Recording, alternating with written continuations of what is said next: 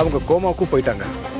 அபி எப்படி திட்டம் போட்டு என் மனைவி பார்வதியை கொலை பண்ணாலோ, இப்ப மற்றவங்களோட சேர்ந்து எனக்கு எதிராக ஏதோ சதி செய்யற மாதிரி எனக்கு சந்தேகம் தோணுச்சு. அதனால்தான் அவங்கள நான் ஜெயில போய் பார்த்தேன். ஓகே மிஸ்டர் கர்ணா, அவங்க என்ன சொன்னாங்க? காஞ்சனா என்னை பார்க்க வந்தது அவங்களுக்கு தெரியாதுன்னு சொன்னாங்க.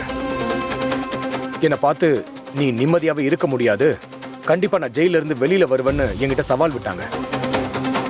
தப்பு செஞ்சுட்டு அதுவும் திமிரா பேசுறாங்கன்னு நான் அங்கிருந்து கோவமா வெளியே கிளம்பிட்டேன். இவர் சொல்றது போய் யுவர் ஆனர்.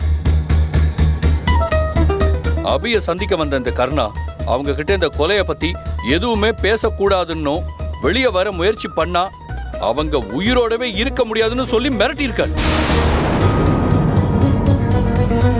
அது மட்டும் இல்லாம யார்கிட்டயாவது இந்த கொலையை பத்தி பேசினா அபிய வேற ஒரு கொடூரமான ஜெயிலுக்கு மாத்த கூட தயங்க மாட்டேன்னு மிரட்டி இருக்காரு இந்த கர்ணா. Objection your honour.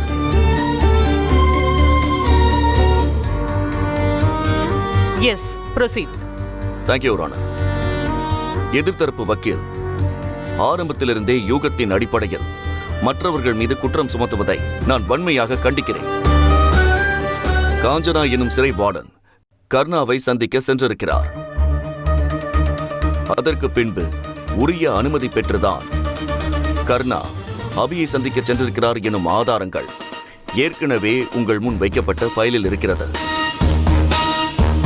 தனது மனைவியை தாக்கி கொலை செய்த அபிக்கு பின்னால் யாராவது கூட்டாளி இருக்கலாம். அந்த சதியால் தனது உயிரான மகனுக்கு கூட ஏதேனும் ஆபத்து வரலாம் என்ற அச்சத்தில் அபிநயாவை சந்திக்க சென்றிருக்கிறார் என்பதே உண்மை.